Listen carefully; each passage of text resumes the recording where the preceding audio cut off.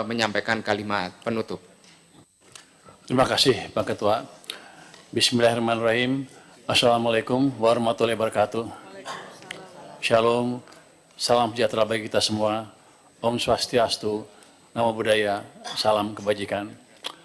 Yang kami hormati Ketua dan Wakil Ketua Komisi 11 DPR RI, Bapak dan Ibu anggota Komisi 11 DPR RI, Menteri Perencanaan Pembangunan Nasional, Ketua Bappenas, Ketua Dewan Komisioner Otoritas Jasa Keuangan dan Deputi Gubernur Senior Bank Indonesia.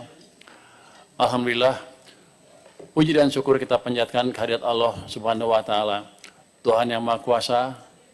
Kita dapat hadir dalam rapat kerja pada hari ini dalam keadaan sehat untuk melanjutkan dan menyepakati hasil rapat panitia kerja Asumsi Dasar Ekonomi Makro 2027.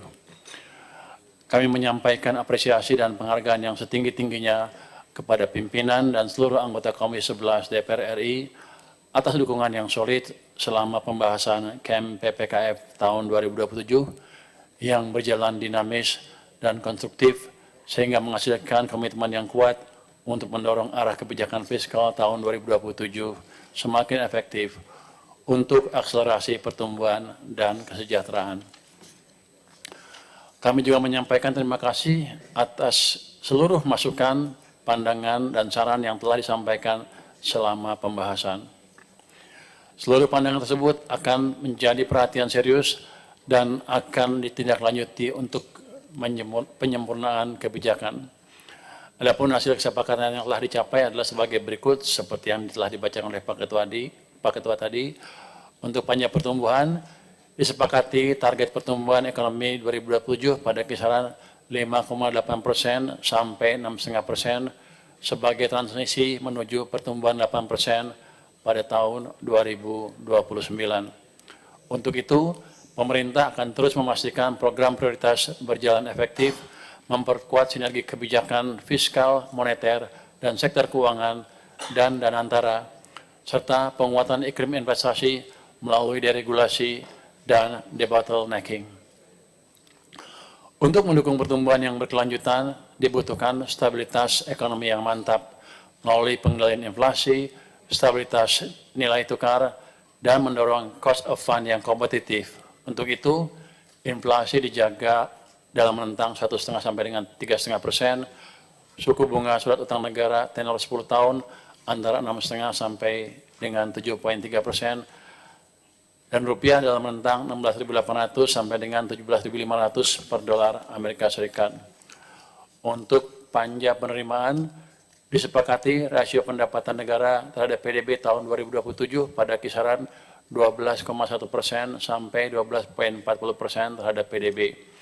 Pencapaian target pendapatan negara tersebut akan dilakukan melalui peningkatan tax compliance dan tax base. Pak Menteri, tadi sudah kita rubah Pak. Yang bukan interupsi. Ini saya mau konfirmasi nih, boleh Pak Ketua? Oh, 12,1 Pak Menteri. sudah dirubah Pak. Kita rubah kesepakatan. Kesepakati. Ya, yang di itu.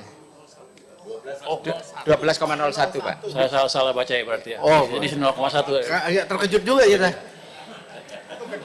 Yang awal 12,1 saya ingat, sekarang 12,1. Saya salah baca, maaf Pak, koreksi. Tulisannya benar. Kita terlalu agresif Pak. Saya koreksi. Disepakati rasio pendapatan negara, rupanya semuanya menyimak. Salah ngomong, loncat semua ya. Saya mohon maaf Pak atas kesalahan tadi. Disepakati rasio pendapatan negara terhadap PDB tahun 2027 pada kisaran 12,01% sampai 12,40% terhadap PDB. Pencapaian target pendapatan negara tersebut akan dilakukan melalui peningkatan tax compliance dan tax base atau dengan efektivitas core tax. 2. Menyelaraskan sistem perpajakan global dan digital ekonomi. Kemudian kita akan mengoptimalisasi SDA, peningkatan kualitas layanan dan penegakan hukum. Kemudian kita akan memberikan insentif fiskal yang terukur untuk akselerasi investasi. Untuk panja defisit dan pembiayaan, disepakati defisit anggaran tahun 2027 sebesar 1,80% sampai 2,40% terhadap PDB. Untuk menutup defisit anggaran tersebut, Dibutuhkan pembiayaan yang dikelola secara inovatif, prudent, dan berkelanjutan untuk akselerasi pertumbuhan ekonomi dan peningkatan kesejahteraan. Pemerintah konsisten menjaga disiplin fiskal dengan mengendalikan defisit dan utang dalam batas aman, yaitu defisit di bawah 3% PDB dan utang di bawah 60% PDB.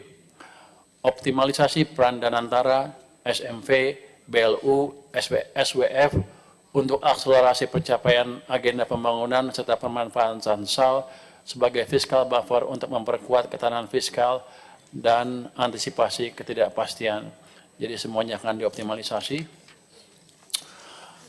Demikian yang dapat kami sampaikan. Semoga seluruh ikhtiar, pemikiran, dan kerja bersama yang telah kita lakukan menjadi bagian dari upaya besar kita untuk mewujudkan Indonesia yang tumbuh lebih tinggi, sejahtera, lebih cepat, dan semakin kuat menghadapi tantangan masa depan. Terima kasih. Kami kembalikan kepada pimpinan. Wassalamualaikum warahmatullahi wabarakatuh. Waalaikumsalam warahmatullahi wabarakatuh.